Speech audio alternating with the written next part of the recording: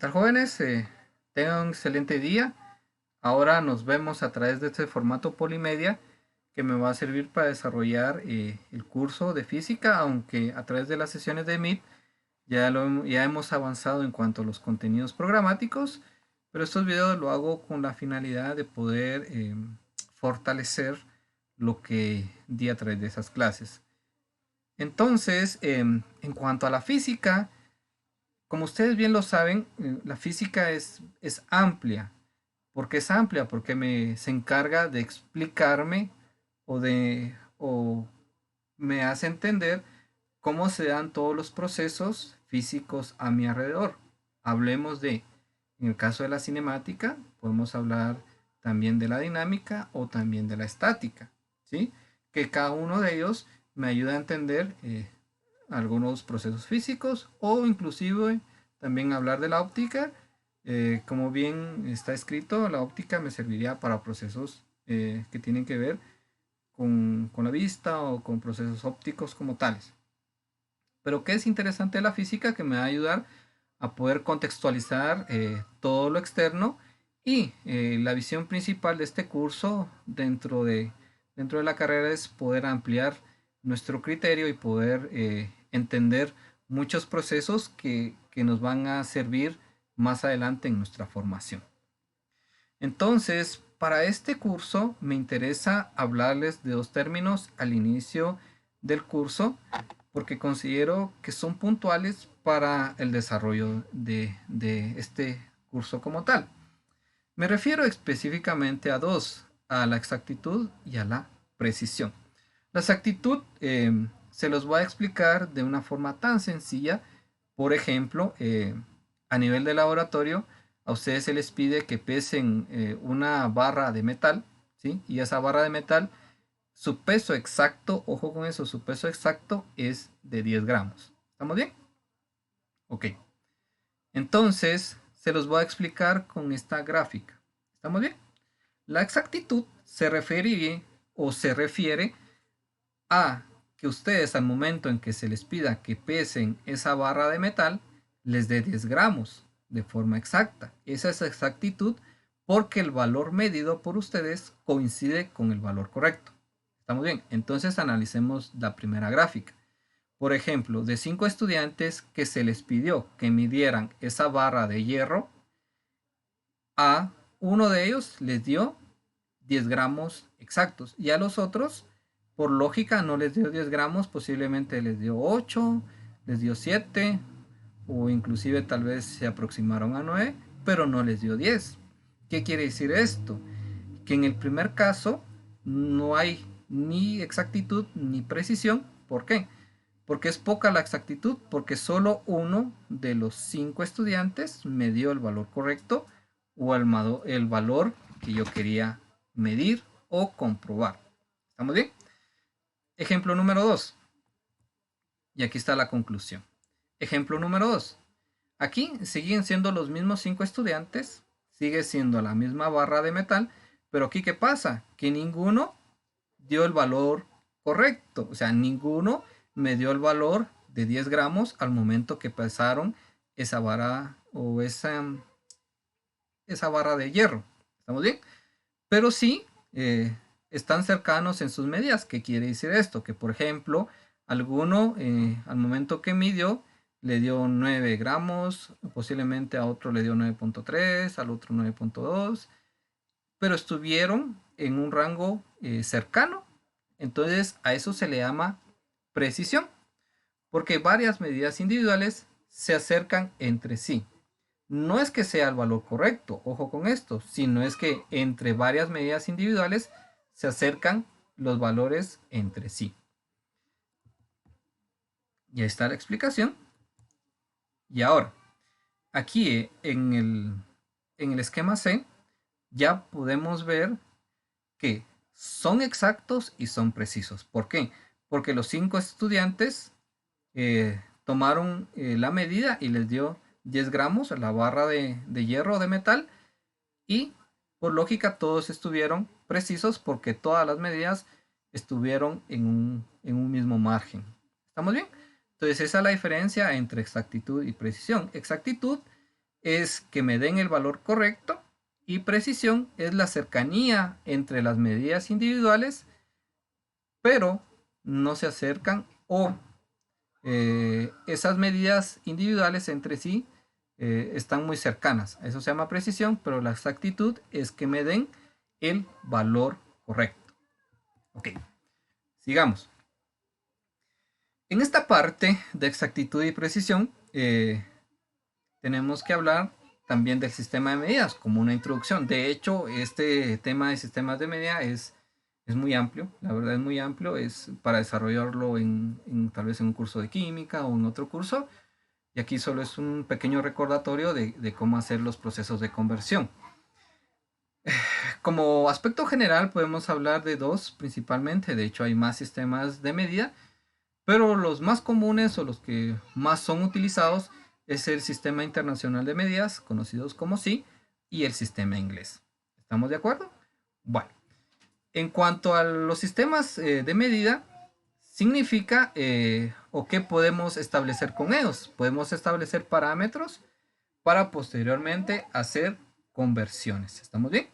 Bueno, en el Sistema Internacional de Medida hablamos de metros, hablamos de kilogramos y hablamos de otras unidades de medida. En el sistema inglés también hablamos de algunas medidas que me sirven tanto para determinar longitud como para determinar masa o como para determinar volumen. ¿Estamos de acuerdo? Así de sencillo.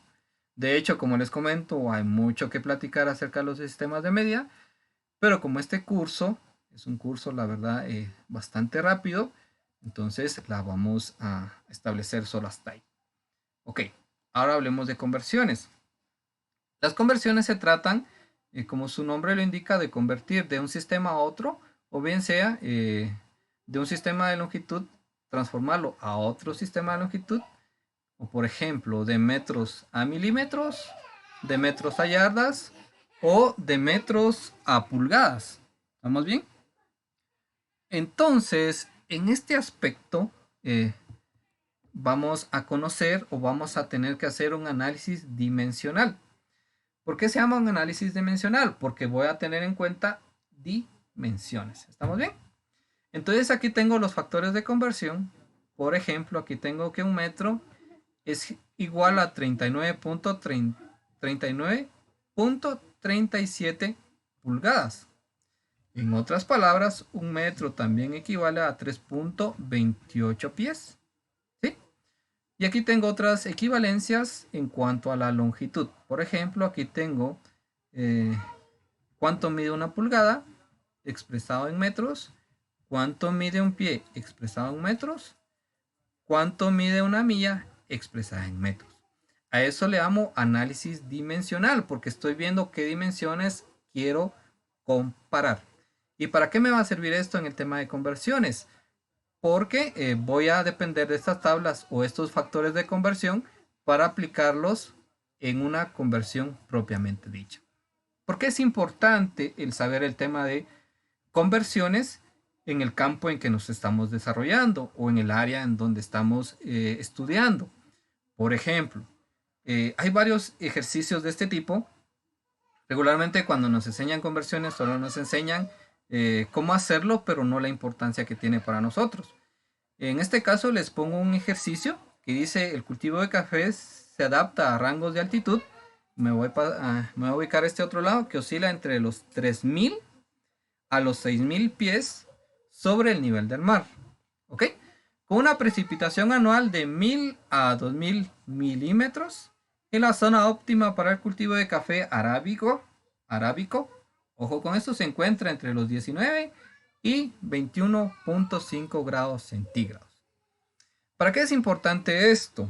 O el tema de conversiones. Si ustedes se dan cuenta, ahí me dan unos criterios técnicos medibles o criterios que a mí me van a servir para poder en algún momento dado establecer el cultivo de café. Pero por ejemplo, si yo voy a alguna comunidad, ojo con esto, y no tengo el acceso a los datos, o mejor dicho, sí me dan los datos, pero me dan los datos de altitud expresados en metros. Pero la información que yo tengo es en pies. Entonces, ¿qué me toca hacer? Por lógica, me tendría que convertir esos pies a metros para poder comparar mi información y poder recomendar si se cultiva o si se establece el cultivo de café, o bien sea recomiendo otro cultivo. ¿Estamos de acuerdo? Eso a veces sucede y digamos a lo mejor en la finca a la que ustedes van, sí tienen el término de altitud, pero a lo mejor lo tienen expresado en metros sobre el nivel del mar, y ustedes el documento que consultaron lo viene expresado sobre pies sobre el nivel del mar. Entonces, para que ustedes puedan recomendar, lo que tienen que hacer es convertir esos pies a metros y así poder hacer una recomendación de tipo técnica. Entonces, continuemos. Entonces aquí, ¿cuál es el procedimiento que yo tengo que realizar o cómo lo tengo que desarrollar? Entonces, en primer lugar, tengo que ver a dónde quiero convertir o a qué dimensional quiero convertir. Por ejemplo, aquí quiero de pies a metros. Entonces, en mis factores de conversión, en la tabla que yo tengo que generar o en la tabla que ya están dadas, hay muchas tablas que ya están dadas. Entonces, ustedes lo único que tienen que hacer es tener su tabla o sus factores de conversión y hacer este análisis. Ok, entonces en primer lugar sé que un fight, aquí tengo un fight, o sea un pie es igual a 0.3048 metros.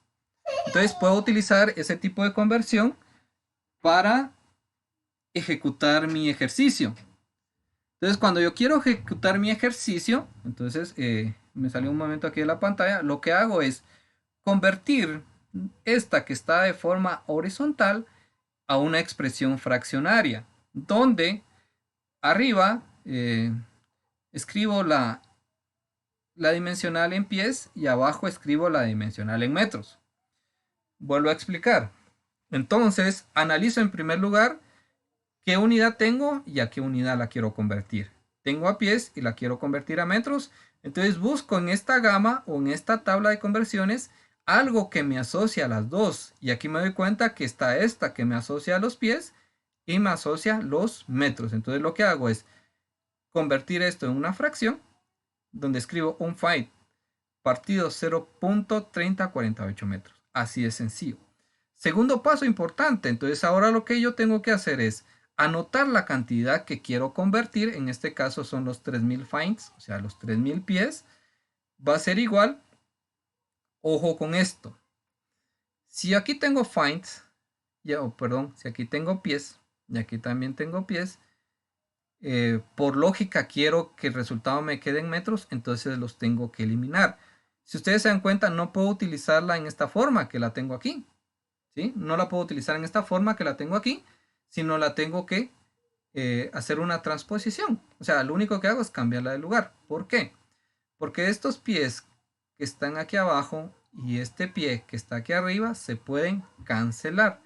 Es una propiedad que ustedes tuvieron que haber visto cuando se ven el tema de fracciones, cómo hacer la cancelación en este caso, de términos, de acuerdo a la ubicación que tiene. ¿Y cómo es esto posible? Por ejemplo, si este está multiplicando y este está dividiendo, se pueden cancelar. Entonces, al momento en que cancelo este y este, entonces los pies se anulan y por lógica el resultado me va a quedar expresado en esta unidad en metros. Ahora, ¿qué tengo que hacer? Si la cantidad, ojo con esto, si la cantidad me queda aquí arriba, entonces lo único que tengo que hacer es multiplicar 3000 por 0.3048. ¿Estamos bien? Y aquí está ya hecha la multiplicación y me da 914.4 metros. Entonces, si su finca está en una altitud de una altitud de 914.4 metros, entonces es posible el que ustedes recomienden el sembrar café. ¿Estamos bien? Bueno, ahora bien, existe otro tipo de conversiones o otro sistema para hacerlo. Este es uno en base a este factor de conversión, pues, pero también puede haber utilizado otro factor de conversión. Por ejemplo, si ustedes se dan cuenta aquí arriba, también tengo una que me relaciona metros con pies. Hagámoslo. Entonces ahí la conversión quedaría 3000 pies es igual a 1 metro, ojo con esto, aquí está el metro, dividido 3.281 pies. Mismo principio, busqué un factor de conversión que me asociara a las dos. Aquí la equivalencia fue de un pie a metros y aquí fue de un metro a pie. Por lógica me tendría que dar lo mismo y también lo escribí. ¿Por qué? Porque si se dan cuenta aquí, la cantidad, o sea, el valor, me queda en la parte de abajo. ¿Qué significa esto? Que en lugar de ser multiplicado, lo voy a tener que dividir. Y el otro criterio, ¿verdad? Que ya les había comentado, que en este caso estos pies se eliminan con estos pies y por lógica el resultado me va a quedar expresado en metros. Y aquí está la parte que les comentaba, entonces ya van a ser 3000, pero en este caso va a ser, ojo con esto, va a ser dividido. ¿Por qué? Porque la cantidad me quedó en la parte de abajo. ¿Estamos bien? Yo sé que hay muchas formas de explicar esto. Y aquí entonces me queda 914.3 metros. ¿Sí? De hecho, solo variaron en un decimal, pero es aceptable. Entonces, aquí está la importancia del por qué enseñar conversiones. Porque entonces, inclusive hay procesos productivos, por ejemplo, hay secadoras industriales para el caso de café, que en algún momento dado la temperatura está expresada en Fahrenheit, en otros lados en Kelvin o puede ser en Celsius.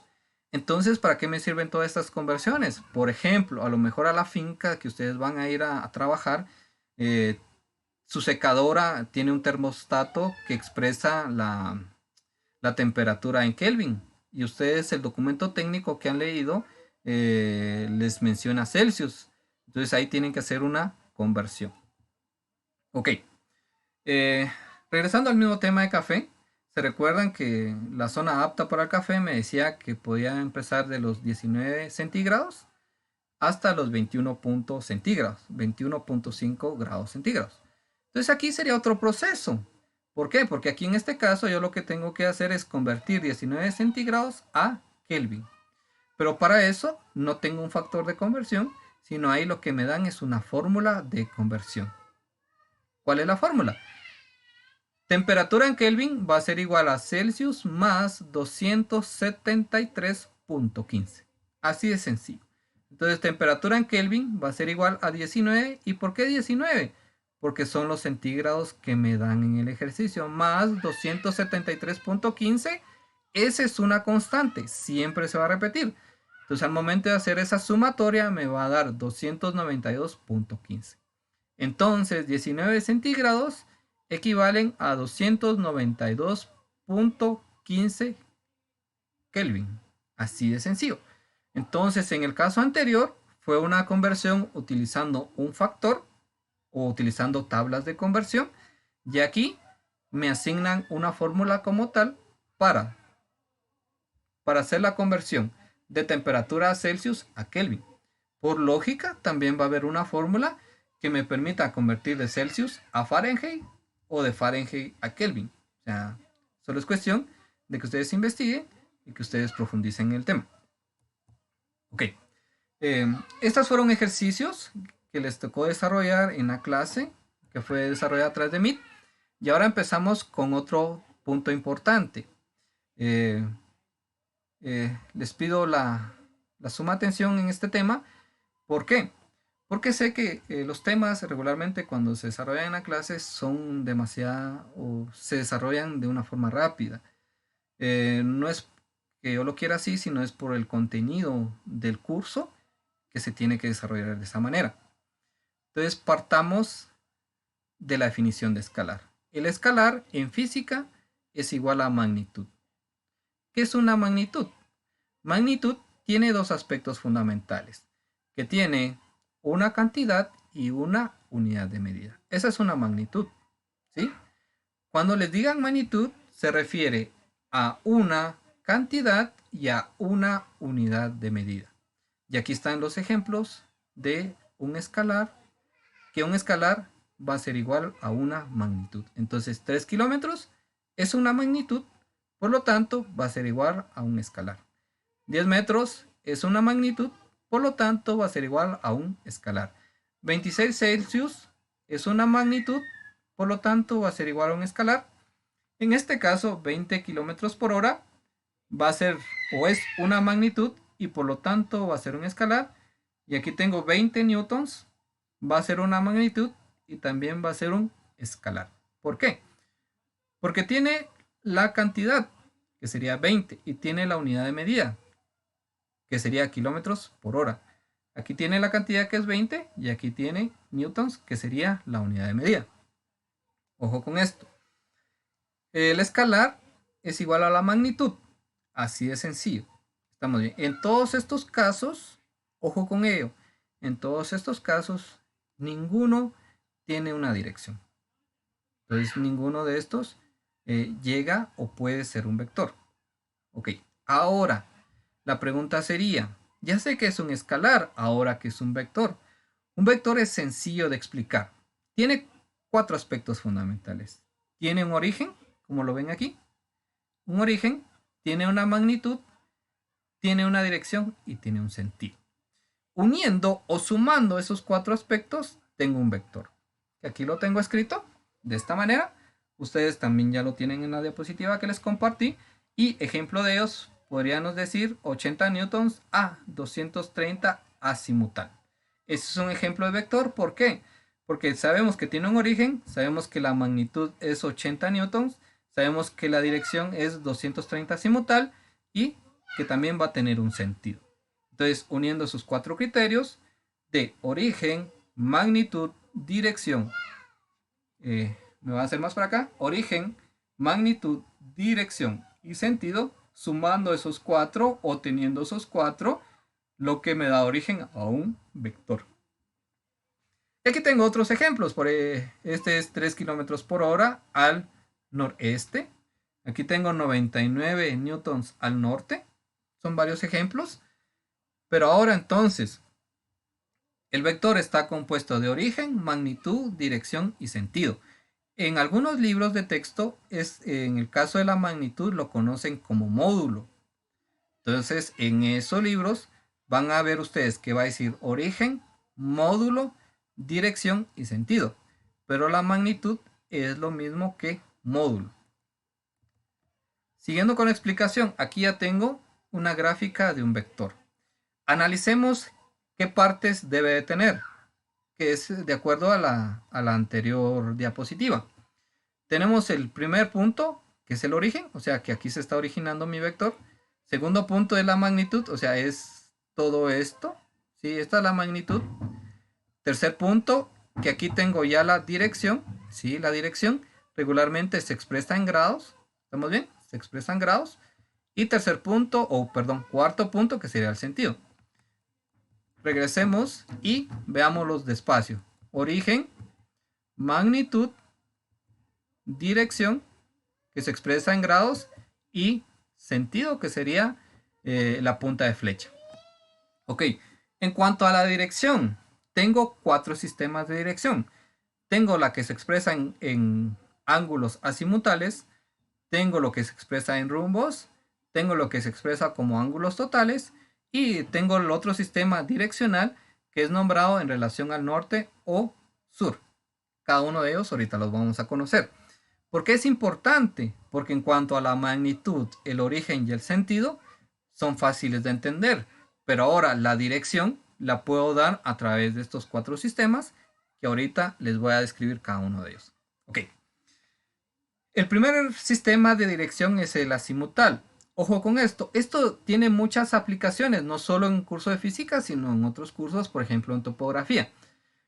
¿Cuál es el ángulo azimutal? El ángulo azimutal es el que se origina del norte y empieza en este sentido. ¿Muy bien? O sea que empieza aquí en el norte, y empieza la abertura del norte en el sentido de las agujas de reloj. Otra cosa interesante es que puede ser desde 0 a 360 grados.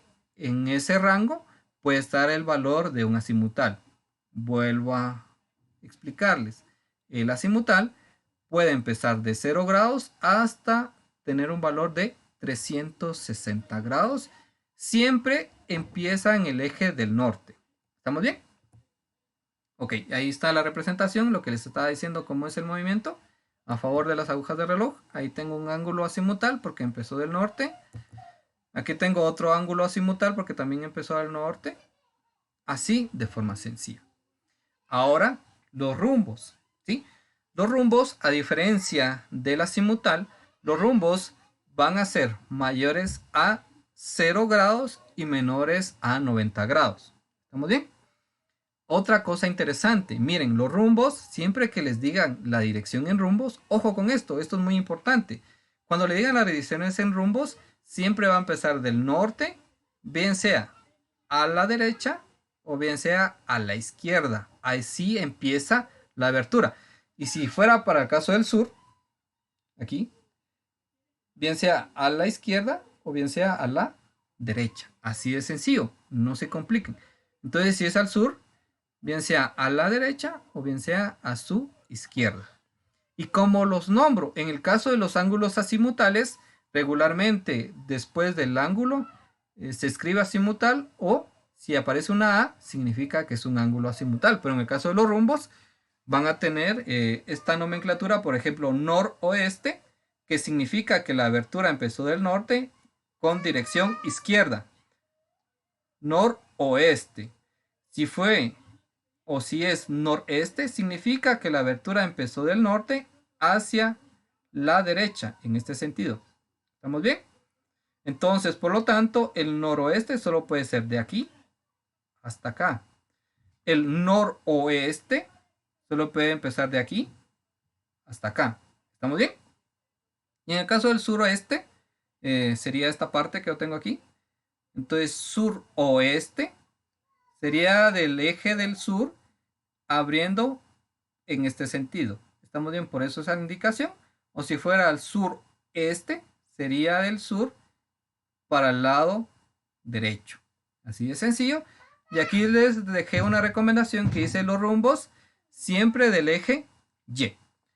Entonces, el norte es eje y el sur también es un eje Y. Ahora, el otro sistema direccional serían los ángulos totales. Ojo con esto, los ángulos totales empiezan del eje Y, perdón, del eje X. Ojo con esto, disculpen ustedes, empieza del eje X en contra de las agujas de reloj. O sea que aquí va a empezar la abertura. Va a empezar en este sentido y va a poder dar la vuelta completa. Entonces, si empieza en este sentido, los ángulos totales, ojo con esto, pueden ser de 0 hasta llegar a un valor de 360 grados. Pero siempre empezando del eje X positivo y empieza la abertura en contra de las agujas de reloj. Ok, ahora vamos al sistema direccional que se enfoca al norte o al sur. Entonces, ojo con esto, si ustedes son observadores, ahora, a diferencia de los rumbos, que los rumbos empiezan del norte a la izquierda o del norte a la derecha, estos no empiezan en ese eje, sino empiezan en el eje de las X. Entonces empiezan en el eje, bien sea del oeste hacia arriba o bien sea hacia abajo. Y aquí empezarían también en el eje del este hacia arriba o hacia abajo. Es totalmente diferente a un rumbo. Un rumbo empieza en el norte o empieza en esta parte del sur. ¿Estamos bien?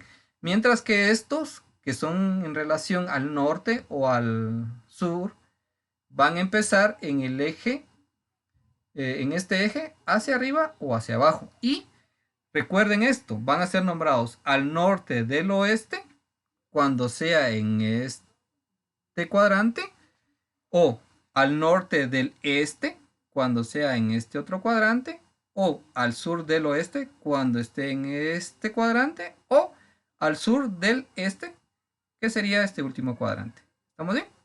Entonces también van a tener ángulos mayores a 0 grados y menores a 90 grados. ¿Estamos bien? Ok. Como un resumen, los azimutales se recuerdan que empiezan del norte y es a favor de las agujas de reloj y pueden llegar a medir 360. En el caso de los rumbos, se empieza del norte, bien sea a la derecha o bien sea a la izquierda. En el caso de los ángulos totales, se recuerdan que empiezan en el eje de las X en contra de las agujas de reloj y pueden llegar a medir 360. Y en relación a este último sistema direccional, en este caso, la abertura empieza del eje X hacia arriba o hacia abajo, igual que en esta parte, del eje X hacia arriba o hacia abajo. Y cada uno va a ser nombrado de diferente manera. En el caso de los ángulos totales, si en algún ejercicio les dijeran 260 grados y no les dijeran, si no les dijeran azimutales, entonces, ojo con esto, significa que esos ángulos son totales. Entonces, lo que ustedes tienen que hacer es empezar la medición desde el eje X hasta donde les dé el ángulo que les indican. ¿Está clara esa indicación? Siguiendo, ya tenemos la resolución de vectores por el método gráfico, que es bastante sencillo. De hecho, ya estamos completando el lapso de los videos. Y básicamente aquí, si ustedes se dan cuenta, tengo este ejercicio, se los expliqué en la clase, que era un saltamontes y como dice ahí, empieza saltando 6 metros al oeste, luego salta 3 metros con rumbo 45 grados noroeste. Ojo con esto, aquí ya me dan una direccional y me dan el rumbo. Me dicen 45 grados noroeste, seguidamente 2 metros al oeste y por último 5 metros al norte. Entonces, ¿qué es lo que tengo que hacer? Sencillo, chicos. Como les expliqué en la clase, lo único que tengo que hacer es auxiliarme de una, bien sea de una hoja cuadriculada o una hoja milimetrada, la que ustedes tengan al alcance. Y si no, pues con una simple regla, lo que me toca hacer es graficar. En el ejercicio me decía que el primer salto o el primer movimiento del saltamontes fue 6 metros. ¿Hacia qué dirección? Hacia el oeste. Entonces aquí está el punto de origen. Por lógica, aquí tendría el norte, aquí tendría el este, aquí tendría el sur y aquí tendría el oeste. Por eso aquí me quedó este movimiento. Entonces, lo único que hago es, como ustedes observan ahí, mido los 6 centímetros, que en este caso, para el método gráfico, como ya les había explicado, tengo que utilizar escalas. Entonces, cada centímetro de estos me representa un metro. Entonces aquí, si yo marco 6 centímetros, estoy diciendo que esos representan 6 metros. Segundo, entonces me enfoco en el segundo vector, que me dice que el saltamontes saltó, pero 3 metros en un rumbo de 45 grados con una dirección al noroeste. Significa que aquí imaginariamente tendría que ser mis puntos cardinales. Aquí me quedaría el norte, aquí me quedaría el oeste. Por lo tanto, aquí me quedó ese vector porque me dice noroeste. Entonces, yo vengo con mi regla y mido los 3 centímetros, que serían igual a los 3 metros que salta en esta dirección el saltamontes. Ok, ¿qué otra cosa? Con el uso de un transportador tendría que haber medido los 45 grados. Seguidamente dice que el saltamontes salta 2 metros de nuevo al oeste. Entonces aquí de nuevo tengo que hacer mis puntos cardinales. Aquí tendría el norte, aquí tendría el sur, aquí tendría el norte, el este, el sur y el oeste. Entonces, como dice 2 metros al oeste, entonces aquí me queda la gráfica. ¿Estamos bien? Último desplazamiento, último movimiento, como le queramos llamar. Entonces aquí me dice que después saltó 5 metros hacia el norte. Entonces aquí tengo el norte, por lo tanto aquí grafico los 5 centímetros. Así de sencillo es como yo puedo resolver por el método gráfico. Entonces, como ya tengo esquematizado los movimientos o el recorrido que hizo mi saltamontes, lo único que tengo que hacer entonces, al final de cuentas, es trazar una línea cuyo origen va a ser el primer movimiento, que este fue el primer movimiento, hasta llegar al último movimiento. Ahora, como es el método gráfico sencillo, entonces lo único que tengo que hacer es medir la longitud de la línea que quedó de aquí para acá. En este caso me marcan 12 centímetros, y como sé que de acuerdo a mi escala estoy diciendo que 1 centímetro es igual a 1 metro, entonces saco la conclusión que el desplazamiento, ojo con esto, el desplazamiento real del saltamontes fue de 12 metros. ¿Estamos bien? Ahora, si ustedes se dan cuenta, aquí lo único que estoy calculando es la magnitud. Por ejemplo, si este fuera mi vector, ya tengo el origen, ya tengo la magnitud, que en este caso son 12 metros, y ya tengo el sentido, que sería esta punta de flecha. Pero ¿qué me haría falta para que sea un vector? Me haría falta el sistema direccional, por lo cual, entonces me auxilio de un transportador de forma sencilla, y en este caso determino el ángulo. Ojo con esto, miren, el ángulo que estoy midiendo es de 56 grados, pero lo estoy midiendo, entonces aquí lo que tendría que hacer sería hacer un mi plano cartesiano, y por lo tanto aquí tendría el norte, aquí tendría el oeste, en este lado el este, y aquí abajo tendría el sur. Entonces, como el ángulo que medí fue en esta sección, por lo tanto, corresponde a un rumbo. Ojo con esto, corresponde a un rumbo. Entonces, cuando yo dé el vector resultante, ¿estamos bien? Cuando yo indique ya mi vector resultante, de esta manera me quedaría. Me quedaría que el desplazamiento total es de 12 metros con una dirección de 56 grados al noroeste. ¿Por qué? Vuelvo a explicar. Porque el ángulo medido fue de el eje norte al lado izquierdo. ¿Estamos bien? Ok. Sigamos. Aquí tengo un ejercicio que les quedó desarrollar a ustedes. Y igual los voy a explicar para ir complementando esta parte. Aquí menciona acerca del explorador. Entonces aquí lo interesante es de que me dice que él caminó 3 metros 50 grados noroeste. Ojo con esto, al noreste. 50 grados noreste. Luego cambia su dirección y camina 6 metros 60 grados noroeste. Entonces agarro mi transportador y con una regla. ¿Y por qué? Si ustedes se dan cuenta, ¿por qué la coloqué en este sentido? ¿Sí? La coloco en este sentido porque haciendo mi línea o mis puntos cardinales, aquí tendría norte, aquí tendría oeste, aquí tendría este, y aquí tendría el sur. Y como está diciendo que el primer movimiento fue al noreste, en este cuadrante me quedaría. Y me indica que fueron 3 metros. Entonces, como la escala que estoy utilizando es que 1 centímetro va a ser igual a 1 metro, entonces está sencillo. Entonces aquí marco 3 centímetros. Luego me indica, ojo con esto, entonces ahora lo que hago es donde finalizó, ojo con esto, donde finalizó el primer movimiento, coloco el transportador y imaginariamente vuelvo a trazar mis puntos cardinales. Entonces aquí me quedaría norte, aquí para abajo me quedaría sur, aquí a la derecha me quedaría este y a la izquierda me quedaría el oeste. Y como dice 60 grados al noroeste, entonces aquí me quedaría mi vector. En este caso ya lo tengo ahí graficado y tengo que marcar 6 centímetros porque el desplazamiento que me está diciendo era de 6 metros. Ahora bien, entonces lo único que me toca hacer al final es trazar una línea recta que el origen coincida con el primer movimiento y que la finalización esté en el último movimiento. Entonces lo mido y aproximadamente me da 5.8, que en este caso serían 5.8 metros. Así de sencillo.